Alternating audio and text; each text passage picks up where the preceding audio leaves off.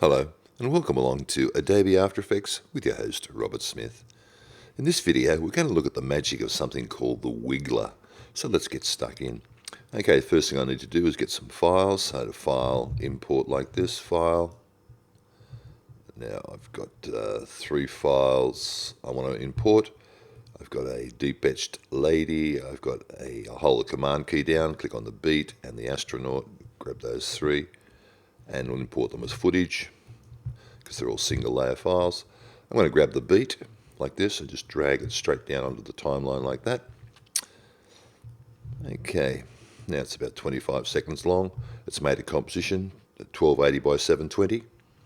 Okay, I'm going to grab the lady and drag her down like this. Now this is a photograph of a painting I took in the National Gallery in Canberra.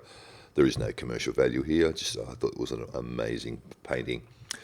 Okay, now what I'm going to do is I'm going to actually click on the lady layer, press the letter S for scale, and I'm going to put a keyframe at 100% like that. I'm going to go to the end of my timeline, and I'm going to up that to about 106, like that, 106%, a very small scale if you like. Now the Wiggler seems to work better with very small increments. So how does the Wiggler work? What I do is I need to select my 2 keyframes. There's 2 ways of doing that. I can click here, then hold the Command key down and click here as well. Or I can just click on the word scale over there like that. And up comes a thing called the Wiggler. And here it is. So what I might do is, if I can grab it, the Wiggler, I'm going to grab it here and just, I should be able to drag that out to undock the panel. Just move it up here a bit so we can see it. Okay, now we've got a thing called a temporal graph, which we'll look at in another video, but all we're really interested in are these 2 numbers here, the frequency and the magnitude.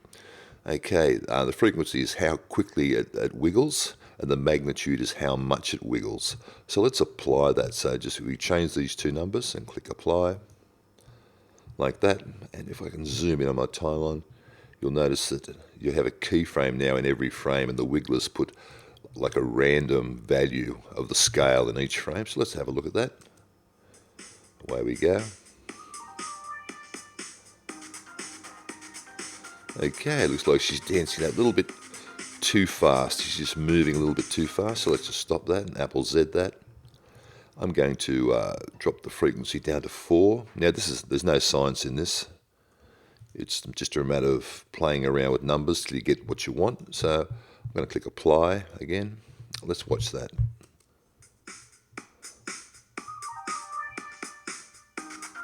That looks like she's in time a little bit better.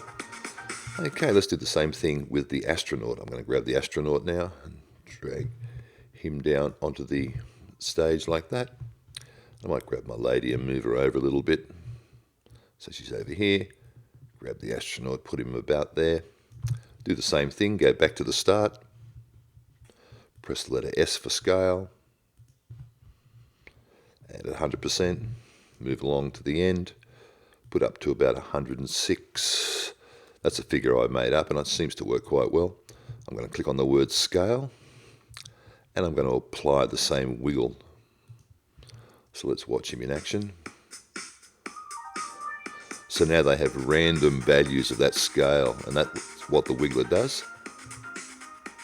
Very nice. Okay, well, you can wiggle all sorts of properties. Let's try the rotation for the astronaut. If I press the letter R like that, put a keyframe there at the start, go to the end, and in the second number here, I'm just going to wiggle him about 6 degrees like that. So we have a variation of 6 degrees. You can be as dramatic as you like with that number, but I find that works quite well. If I click on rotation like that, to select both keyframes, and then I'm going to apply my Wiggler, and let's watch it in action. So as you can see, he's scaling and he's rotating every frame a different value of that property. And that's what the Wiggler does. And if you can play around, you can get very, very dramatic results if you want it.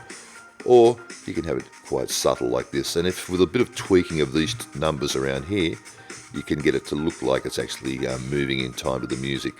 A bit of a cheats way of doing it, but quite effective. Okay, thanks for watching.